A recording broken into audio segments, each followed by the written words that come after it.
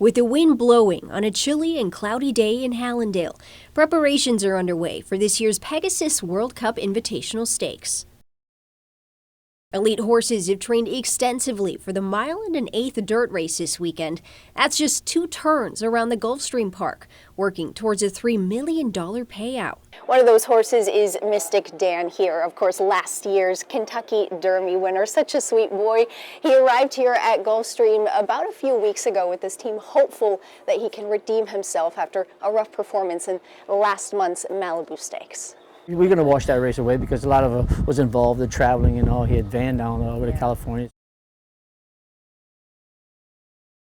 Robbie Alvarado, a 2-time Preakness winner, retired as a jockey just a few years ago and has since become Mystik Dan's exercise rider. What does a typical day of training kind of look like for him? Well, he goes out at the same time every day. They're creatures of habit, so they're used to doing that. And so he goes out at 7:30 every day. He walks around a couple times with tack on. I get on him, walk him a couple times, and we go to track, and he's all business. With their legs wrapped to prevent injuries, fed with food, love, and attention, there's no question about it. These horses get the best treatment as athletes.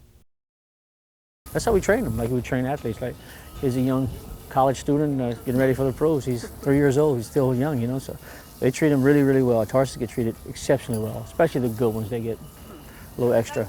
Training 6 days a week, the young horse puts in the work.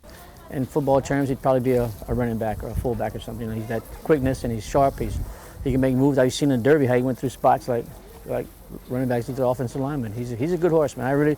I couldn't be more happy with him the way he's gone. While he's a few years removed from being a jockey, Alvarado says he still gets those race day jitters. Do you feel a little bit more relaxed being in a different capacity coming to these big races?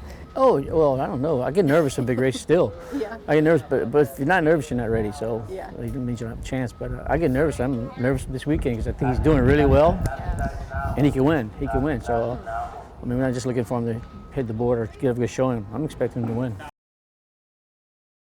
Helping Mystik Dan eat his way to the finish line, I'm Samantha Rivera for CBS News Miami.